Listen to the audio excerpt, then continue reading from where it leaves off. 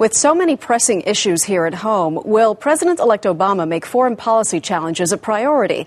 Joining us to discuss some of those issues is CBS News chief foreign correspondent Lara Logan, who back in July, we remember, sat with President-elect Obama in Afghanistan for his first overseas interview.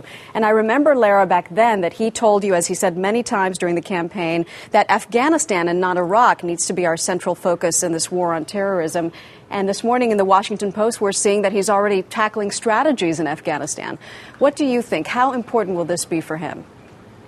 Well, there's no question that Afghanistan is a very pressing and immediate problem because the gains the U.S. made during the invasion 7 years ago have been slipping away more and more each year.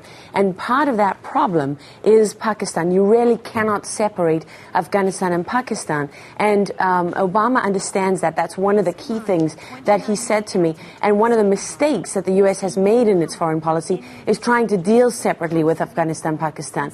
You know, I pose this question to every commanding general there every single year. How do you win an insurgency when you have no access to its base and its command and control and its resupply, its financing, its weapons, etc., which is all over the border in Pakistan?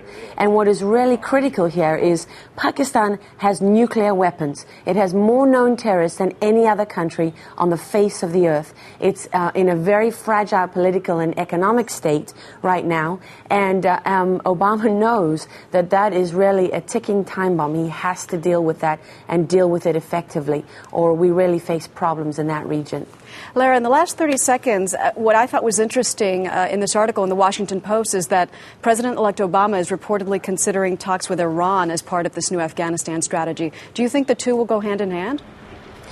Well, he said from the beginning he has no problem sitting down with Iran if it is in the United States' best interest, because he believes that dialogue is important. Iran right now has Iraq and Afghanistan on its eastern and western borders, both efforts where the U.S. has troops on the ground, and they do not want to see this happen. And this is not just about Afghanistan or Iraq or Iran in isolation. It's about the entire region, and it's absolutely critical that the United States reaches some kind of understanding. They've been losing ground to Iran inside Iraq since the invasion of Iraq. And that is really a very, very serious problem that has not been dealt with to date. CBS's Lara Logan, thank you so much for joining us this morning.